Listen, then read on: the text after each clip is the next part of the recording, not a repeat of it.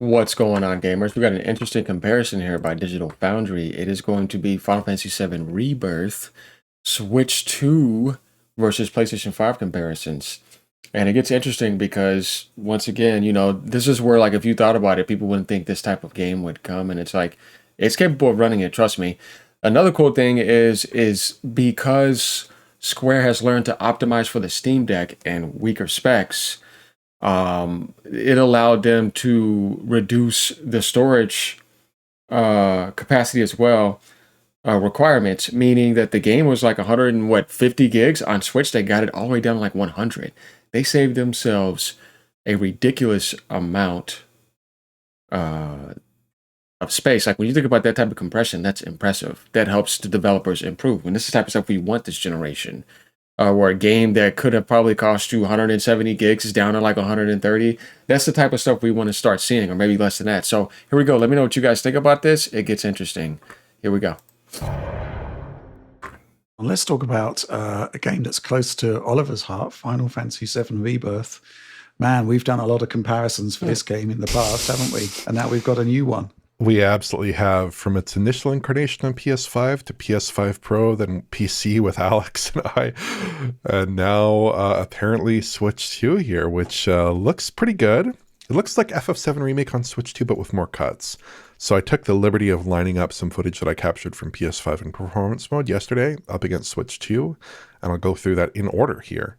So in this first shot, which is right at the end of chapter 1, that kind of pivotal cutscene there in Calm, a lot of the clutter is missing. So there's no more wine glasses on the table, no more jug, there's less items in the cabinet, textures are lower resolution. Now that's something they have commented on a little bit. They said that the game on Switch 2 is 100 gigabytes, and they said that there are some reductions in their texture quality as well. Now, 100 gigabytes might seem like a pretty enormous Switch 2 game, and it is. That's the biggest Switch 2 game I'm aware of at the moment, but it's considerably decreased in size from the game's 150 gigabyte footprint on PS5, right? It's a very large game, dual disc game, very famously on PS5. Some shadows are also missing this shot, so like on the table, you see less shadows. The second shot here on Switch 2 looks mostly similar between the two platforms here, but the hair shading looks simplified and it's much more dithered looking on Switch 2. This is something we've noticed in certain games too, where the hair, you notice, definitely takes up certain processes. I've played games on PC where I turned that down and I noticed some improvements. There's something interesting with that. But other than that, you see, once again, it's not that bad. But yeah, we've seen this before, like in games like Pragmata and stuff like that. But I mean, as you guys see, it's holding its own ground, which is actually good for gamers.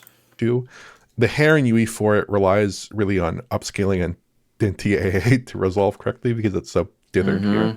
And also on high internal resolutions, and the Switch 2 just isn't doing any of those things, really. It's actually counting at 720p internally, the shots I looked at, presumably with the LSS light. If it's a cut from Remake, but obviously this is a more demanding game. And then lastly, we have 3 shots in the game's most widely shown cutscene, which is the Chapter 2 Grasslands introduction cutscene. It was also used for the PS5 Pro, if you recall, that introductory cutscene as well. And here, the hair is again a sore spot on Aerith, and the background behind her also looks less dense with fewer flowers. It's blurred out, but you can see that quite clearly. And then this last shot is most revealing of all, perhaps, where there's a huge decrease in density of foliage and clutter and kind of visual information.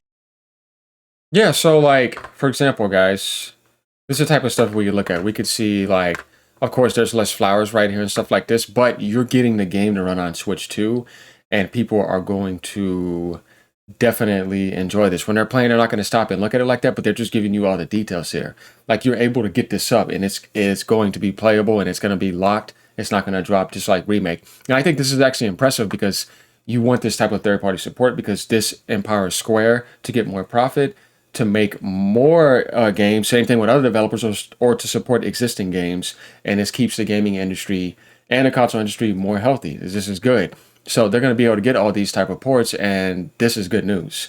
If you're hating on this, you're not being a true gamer. And you'll be able to get a portable experience like this, which I think is cool. So obviously these type of games will eventually come to the PlayStation handheld too, but that's far off. Right now we're looking at something that is its own market that is going to be able to do that. You know what I mean? Rather than being an extension of something, this is pretty impressive. And I'm telling you, there's people that thought this would never happen. It's not only this port too, but Square finding ways to, like I said, decompress, where it's like, I'm saving you an extra 50 gigs of storage space. You want this for everything in the industry because this will help them be a better developer for everything. And this just shows you that Unreal Engine 4 is fine too, and there's no problem here. In general.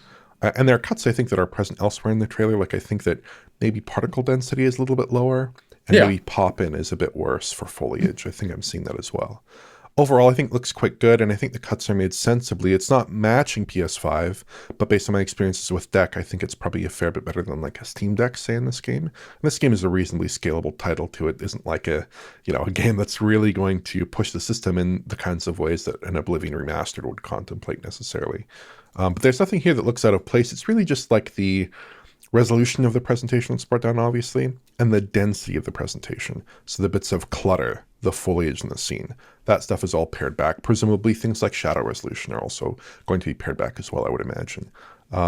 Remake didn't need as much printing, but that's a PS4 title. This is a PS5 title, cut back in some obvious ways, but clearly a very similar title overall in terms of its appearance.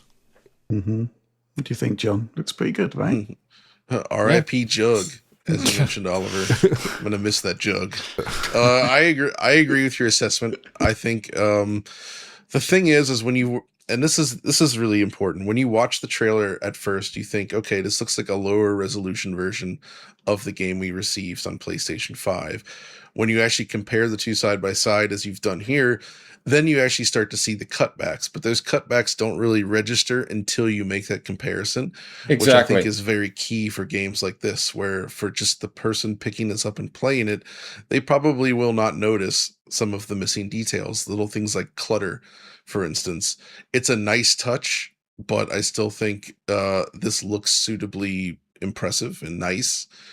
The only thing I'm worried about so far in this trailer is that the frame delivery is rather unstable, and it's hard to tell whether that's a problem with the trailer, the fact that it's still very pre-release, or if there's something else going on. But a lot of those open world segments where they're driving around, moving around, it doesn't look very smooth. Remake also slightly concerning. Remake also had frame pacing problems early on with its showings, and by the time it launched, it was perfectly frame paced. So I don't know if this is a pacing problem or if it's a performance problem. It's still early, but if it is a pacing problem, perhaps we have a bit of a precedent for it being improved. That would be amazing. So they might completely fix that. Yeah, they will. Fantastic.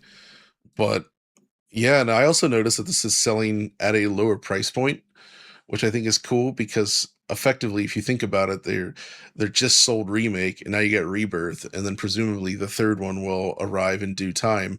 And having consumers shell out $60-$70 for each one of these games within like a 2-year span might not go over that well. So like by reducing the price to, I think it's $50 that they're asking for this. Yes, that's pretty good. I think that makes this a title that people might be more willing to just pick up on a whim, which could be good for its long-term success here. But either way, it's interesting to see for sure. This is a weird game. This is one of those games though that I would say is also like a bit much, just in terms of there's so much here. I don't know what you think about that, Oliver, but like it just goes and goes and goes and goes. And there's some serious Nomura stuff happening in the story. It's a lot. Yeah, it's a lot. I kind of preferred the propulsiveness, even though it covered a much smaller span of the original title of Remake to this game. Yep, same. And I also did not like the focus on minigames too much. And I also had some issues with the graphical presentation that continued to annoy me throughout. Those would maybe be less of a concern on Switch, just given the assumed capability of the hardware. But yeah, it's more problematic than Remake. Remake was a very assured effort. This feels a little bit more all over the place. I am curious. Yeah, it's definitely a next gen game. That's why, and you're seeing this right now, and this is footage they're showing you. But it's like we still got all the way till June before the game comes out. I mean, that's months of optimization. You got all of February, March, April, and May. So it's 4 plus months of optimization. Who knows what they could get by then? FrameGen may be on there. I think the fact that it's already looking like this already is impressive, and that's good for Switch 2 owners. That's good for Square, so they can get more profit and keep on making more JRPGs and more games. And that just shows what it's capable of being able to run again. When we look at all the other games they had before, Star Wars Outlaws, as we saw, that was on there. Chronos: The New Dawn. We got Indiana Jones coming. All those other Xbox ports that are happening. It's like, okay, if you see this is good. Resident Evil Requiem, Pragmata. I mean, good. So more third-party support. About image quality though, it's hard for me to tell just looking at the trailer material, but if you recall when this shipped on PS5, image quality was widely critiqued. I found it very, very blurry, and it was only corrected on console with the introduction of PSSR, which is a sentence you can only really say for this specific game. But in this case, it genuinely was like a game changer. It massively boosted image quality.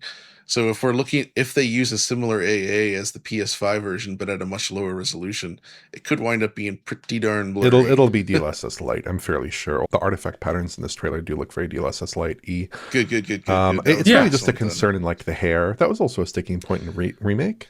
It's more of a sticking point here for sure. But I think it should look fine. Cool. Anything to add there, Alex? I mean, I think fundamentally we're in an age where games need to scale across more platforms. Meanwhile, at the same time, the Switch 2 SoC is considerably more capable for this part of the generation than its predecessor was in sort of similarly contemporaneous times. So it makes stuff like this viable, and it looks all right. Yeah, it's also interesting because this game, if I recall, is actually a mesh shader usage game, if I'm not mistaken, on PC. Uses some kind of primitive shader on PlayStation, they said, but yeah. Yeah. I haven't actually profiled the game to see if that is the truth, but to say the least, I would assume, have some sort of port of that to cover for the capabilities of the MPO GPU. This would be one where I'd be very interested in an interview to kind of suss out information about how it was done, because I think it is, in spite of the graphical issues that I think Oliver pointed out very well back in the day, I think this is also still pretty ambitious. Like when you get out to the open world and run around there, you do see that actually is pretty cool, and you go to the different towns. There's a lot going on there. I'd be curious to see if there's any NPC reductions or anything like that. But those all require direct comparisons to figure out. And maybe, like John said, in the end, if you don't have those direct comparisons, maybe they don't, occur in your mind's eye that is a difference or a problem. That's what's going to be. So maybe it's actually not a big deal. But in the end, I would say if they do hit a good 30, like they did in the remake, this would be really impressive. Yeah. So there you have it, guys. We pretty much have a early comparison here between PS5 and Switch 2 for Final Fantasy VII Rebirth. Seeing how, like, if you want to notice a difference, you will need a side-by-side comparison. Obviously, you'll notice certain things, but for the most part, even in this early footage, because the game still has 4 months to come out, or maybe a little bit longer, depending on what Square does, things are only going to look better with patches and the day one patch. So let me know what you guys think. Like, I'm subscribed as usual. This is cool. I'm glad to see this for people. I love the game on PS5. I had it day one.